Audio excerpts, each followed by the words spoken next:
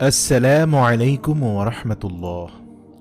আল্লাহ তাআলা ভালোবেসে মানুষকে সৃষ্টি করার পর আবার মৃত্যু দেন কেন? একবার হযরত মূসা আলাইহিস সালাম সরাসরি আল্লাহ তাআলাকে এই প্রশ্নটি করেন। তিনি বলেন, হে আল্লাহ, আপনি মানুষকে ভালোবেসে সৃষ্টি করার পর আবার তাকে মৃত্যু দেন কেন? আল্লাহু আকবার। এই প্রশ্নের উত্তরে আল্লাহ রাব্বুল আলামিন মূসা আলাইহিস সালামকে এমনভাবে দিলেন যা পুরো বিশ্ববাসীর জন্য একটি শ্রেষ্ঠ শিক্ষা। বর্তমান জামানায় অনেক সংশয়বাদী এবং নাস্তিকরাও এমন প্রশ্ন করেন।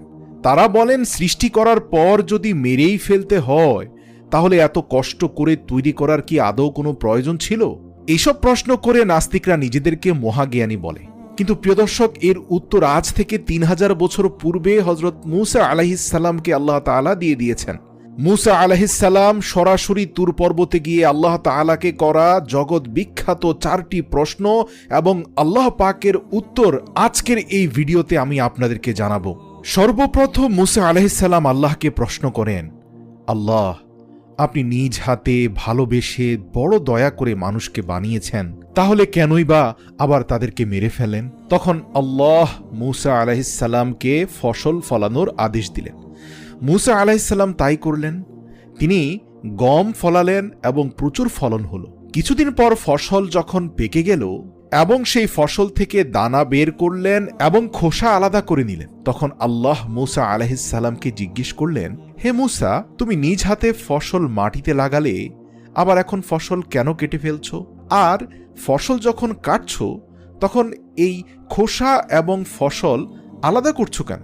মূসা বললেন, হে মহান প্রভু, পেকে যাওয়া ফসল সঠিক সময়ে যদি আমি না কাটি, তাহলে এর থেকে আমি দানা বের করব কিভাবে? আর খোসা থেকে গম বের না করলে খোসা আর গম দুটো মিলে তো আমি খেতে পারবো না, এগুলোকে আলাদা করতেই হবে। তখন আল্লাহ রাব্বুল আলামিন মূসা আলাইহিস সালামকে প্রশ্ন করলেন, তোমাকে এই পদ্ধতি কে শিখিয়েছে? তখন মূসা আলাইহিস সালাম বললেন, হে আমার প্রতিপালক, আমি তো সবকিছু আপনার কাছ থেকেই শিখি। আল্লাহ সুবহানাহু ওয়া তাআলা বললেন, হে মূসা, তাহলে চিন্তা করো, তোমার পালনকর্তা কেন এই পদ্ধতি ব্যবহার করবেন না যা তোমাদেরকে শিখিয়ে দেওয়া হয়েছে? দেখো, আমি মানুষ সৃষ্টি করি এবং মৃত্যু দেই যাতে আমি বুঝতে পারি কার রূহ কেমন।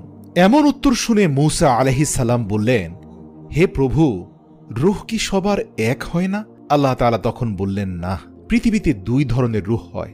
কারো রূহ পবিত্র আছে, তো কেউ তার রূহকে কলুষিত করে ফেলেছে। তো মৃত্যুর পর আমি এই রূহ দেখেই জান্নাত জাহান্নাম পূর্ণ করব। তুমি যেমন গম থেকে খোসা এবং ভুসি আলাদা করো, একইভাবে আমি সকল অপবিত্র রূহকে পবিত্র রূহগুলো থেকে আলাদা করে ফেলব।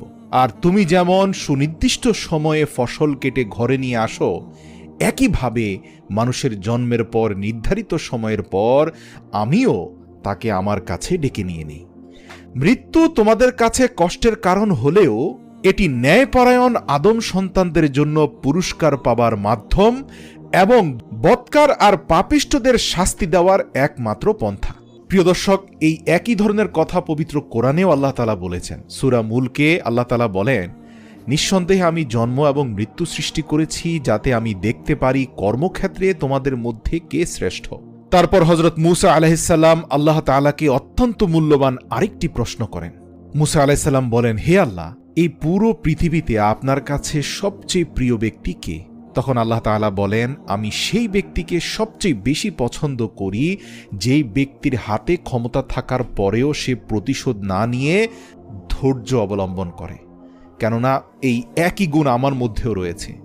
তোমরা যত পাপাচারে লিপ্ত থাকো না কেন, যদি সাথে সাথে তার প্রতিশোধ আমি নিতাম, তাহলে পৃথিবীতে মানব সম্প্রদায় টিকেই থাকত না।